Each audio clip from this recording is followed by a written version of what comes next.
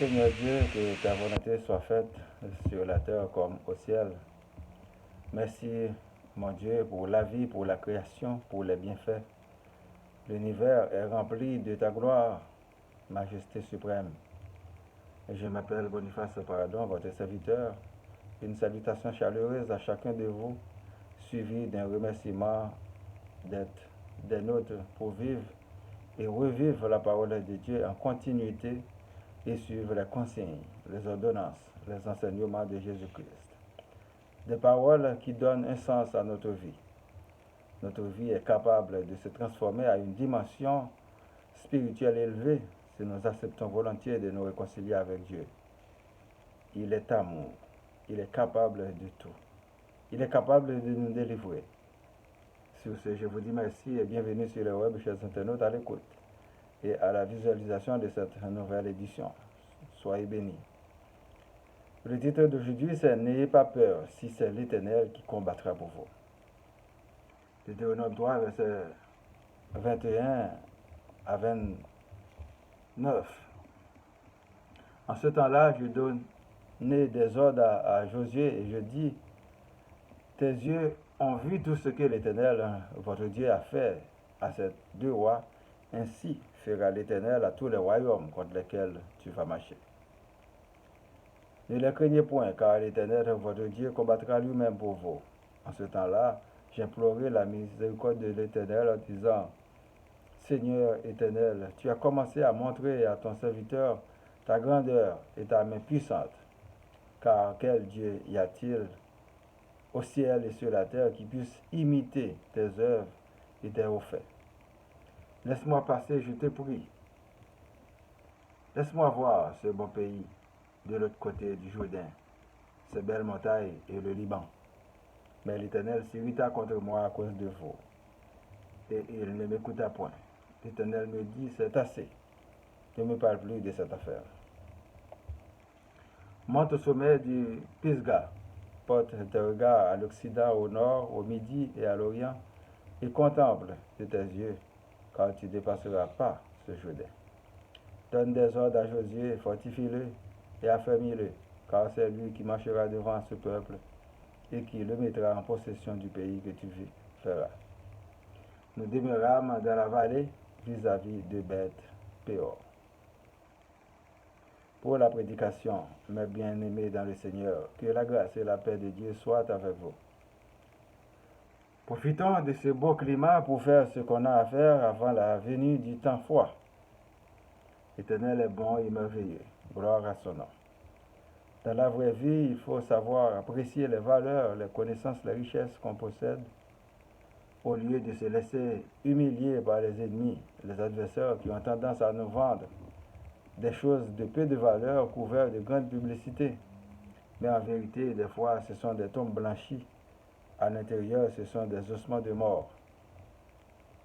Tout homme a des valeurs cachées et des valeurs visibles, demandamment ce que les autres cherchent en vous.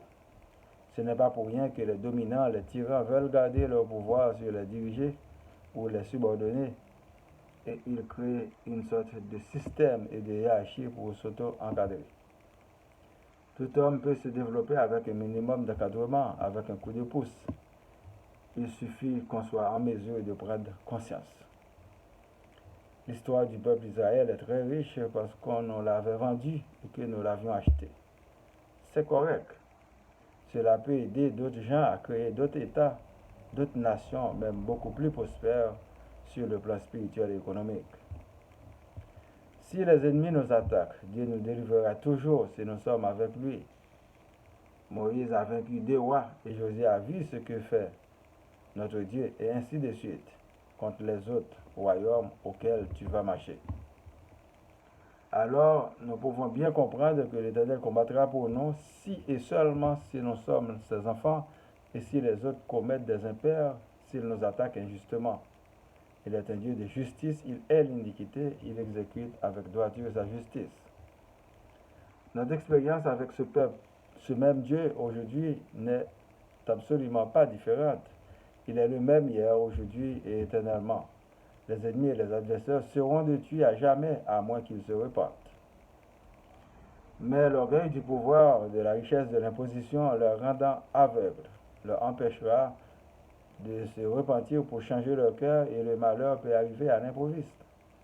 Quand le méchant pense vivre 50 ans de plus, pourtant il ne lui reste même pas la journée. Il tue des innocents pour le paradis et il meurt pour l'enfer. Quel contraste. Moïse confronta à l'ingratitude du peuple Israël, il tourne le dos à Dieu qui l'a délivré de la servitude. Moïse garda sa confiance en Dieu et une partie du peuple retourne dans leur voie d'égarement. L'Éternel dit à Moïse, d'après les textes bibliques, contente-toi de ce que tu vois. Contemple-toi de tes yeux. Monte au sommet et regarde l'Occident, au nord, midi et à l'Orient. Mais tu ne traverseras pas le Jourdain. L'Éternel parle, c'est fini. L'un commence et un autre finira. Personne, et je dis personne, n'a le temps ou le pouvoir de tout faire sur la planète. Nous mourons tous avec des projets en construction et des projets futurs. Contentons-nous de nos richesses, de nos connaissances, de nos amours, car c'est un monde infini. Le serviteur de l'Éternel, Moïse, est parti avec sa conscience en paix. Il avait délivré le peuple, il n'avait pas traversé le Jourdain, le temps était limité. Le Seigneur Dieu l'avait appelé pour l'autre univers. Son esprit de grandeur est là parmi nous pour nous servir d'exemple. Il avait connu l'ingratitude sur la terre et l'Éternel lui a récompensé. Il n'y a pas de plus grande récompense que de vivre avec l'Éternel dans son royaume éternel. Rappelons-nous lors de l'entretien de Jésus avec Moïse et Élie, lorsque le Seigneur s'était transfiguré devant ses disciples.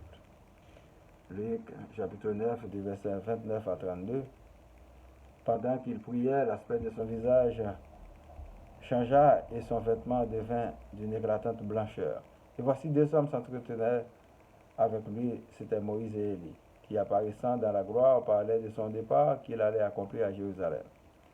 Pierre et ses compagnons étaient apaisantis par le sommeil, mais s'étant tenus éveillés, ils virent la gloire de Jésus et les deux hommes qui étaient avec lui.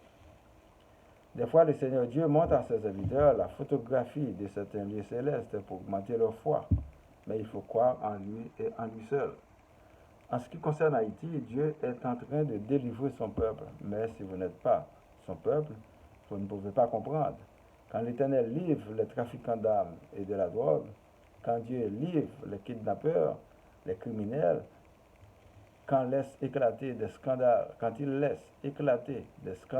dans les religions, les malfaiteurs sont avilis et exterminés, les ennemis et les adversaires sont sous tes pieds et démasqués, les voleurs, les pilleurs, les manipulateurs sont pris en flagrant délit, les faux pasteurs sont épinglés.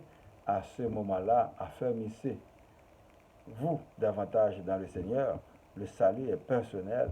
Accrochez-vous à votre Dieu en esprit et en vérité. Le vrai pasteur s'appelle Jésus de Nazareth, mes chers frères et sœurs. La délivrance ne viendra pas comme les faux politiciens mercenaires nous font croire, mais quand nous prenons conscience pour retourner à Dieu notre Père et choisir le bien au lieu du mal, quand nous sortirons de la naïveté et de l'esclavage de l'esprit, quand nous allons vendre notre belle histoire, notre connaissance, nos services pour empêcher aux autres de nous manipuler, dès lors nous sortirons de l'étiquette pauvre qu'on colle sur nos dos parce que nos qualités seront mises en valeur.